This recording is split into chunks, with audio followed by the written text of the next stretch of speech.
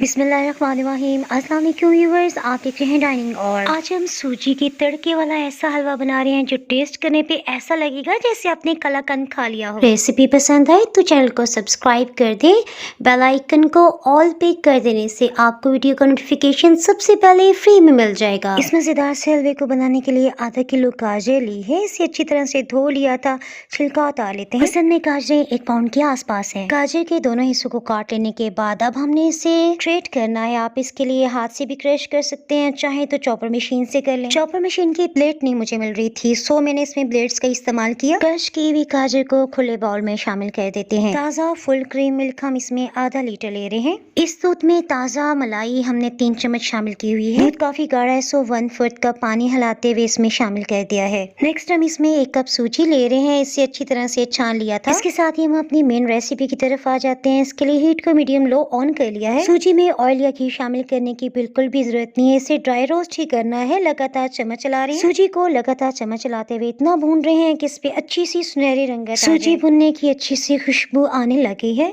सूजी को अच्छी तरह ऊपर नीचे पलटाते हुए हमने इसे इतना भून लिया है कि ये देखें जबरदस्त सी सुनहरी रंगत आ गई। अगर आप इसमें लगातार चम्मच नहीं चलाएंगे तो ये जल भी सकती है। भुनी हुई गर्मा गर्म सूजी को गाजर और पानी वाले बाउल में शामिल कर लेते हैं। इस टाइम पे सूजी का टेम्परेचर बहुत हाई है। इसके कुकिंग प्रोसेस को रोकने के लिए फटाफट से मिक्स कर लेते हैं। हीट इसके अंदर ही रहे, सो इसे ढक्कन से कवर कर लेते हैं। आप इस हलवे को घी में भी बना सकते हैं, लेकिन ऑयल से बहुत लाइट बनता है। जितनी सूजी थी ना उतनी हमने 1 कप भर के ऑयल डाला है। खुशबू के लिए 3 सब्ज इलायचियों का छिलका थोड़ा सा खोल लिया है। अब इसमें सूजी, दूध और गाजर वाले मिक्सचर को शामिल कर लेने के बाद हीट को ऑन कर लिया है। हीट को 2 मिनट्स तक हम मीडियम लो रखेंगे ताकि थोड़ी सी गर्माइश मिल जाए। उसके बाद टोटली हम थ्रू आउट बिल्कुल लो हीट पे इसे पकाएंगे। चीनी इस स्टेज पे इस पे जाएगी। ये 1.5 कप है, यानी 1.5 कप। सबसे पहले आधा कप चीनी इसमें डाल लेने के बाद इसे फौरन से मिक्स कर रहे हैं। इसके बाद बकाया 1 कप चीनी भी इसमें डाल लेते हैं। सभी जरूरी इंग्रेडिएंट्स इस हलवे में जा चुके हैं। अब मैं आपको स्पून से चम्मच साथ साथ चलाते हुए आपको बताती हूँ। कम आंच की वजह से सूजी का दाना आहिस्ता आहिस्ता पकेगा और इसमें कच्चापन बिल्कुल भी नहीं रहेगा और हलवा बहुत दानेदार बनेगा। और लो हीट की वजह से गाजर भी मुकम्मल तौर पे गल जाएगी,